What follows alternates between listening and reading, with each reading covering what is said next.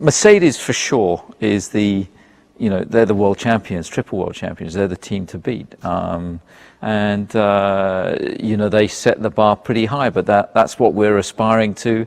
Hopefully, we can be a real challenger team. I think the driver lineup we have is fantastic. We've had great stability in the team, and we're excited about the year ahead. We've probably got absolutely the most exciting driver pairing on the grid.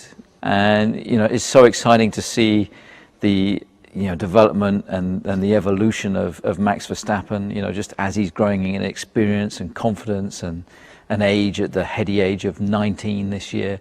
And Daniel Ricciardo, for me, was the driver of the year last year. He put in some phenomenal performances right at the top of his game. His confidence is high. So I think the dynamics between the two drivers is great. They're going to push each other incredibly hard, which is great from a team perspective, and I couldn't wish for two better, more motivated drivers in our cars.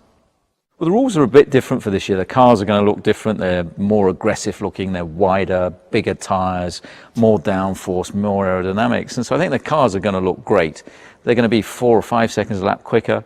They're going to be a bigger physical challenge for the drivers for sure, and how that impacts the racing is going to be fascinating to see. I think that we're set for some fascinating Grand Prix this year, and we're for sure going to see a difference, in pecking order of the drivers, because these cars are really going to stretch their abilities.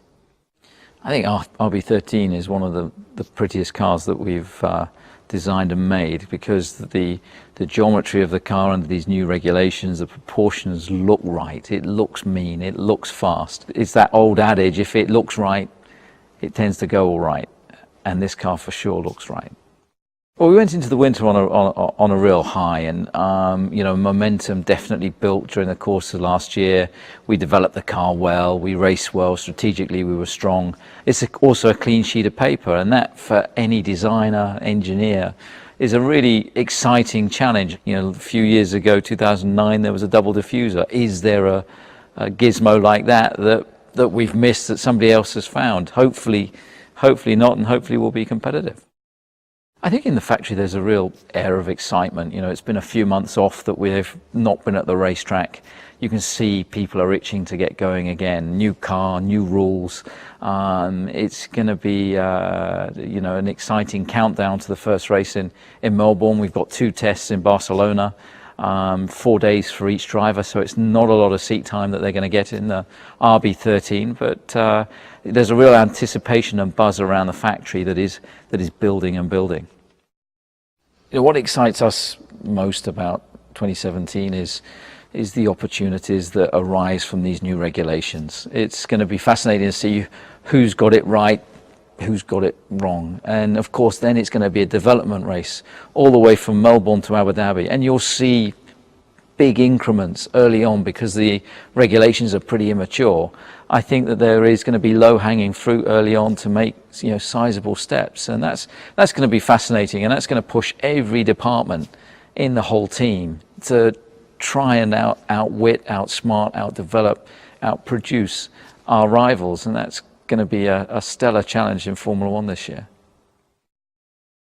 Red Bull's ethos towards Formula One has always been about, Formula One is a sport, foremost and utmost, and in a sport it needs to entertain, has to be entertaining. It's got to be man and machine at the absolute limit, and I think perhaps we need to think a little less about technology and a little bit more about ultimate chariot racing that Formula One should be. And I think there's a great opportunity moving forward to really address some of those points, to bring the noise back into Formula One, turn the volume up.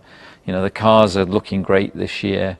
It would be fantastic if they sounded a bit louder as well. Make the drivers the stars and the heroes that they should be. Give more access to those drivers and personalities that exist within Formula One. I think they're the core elements that need to be focused on.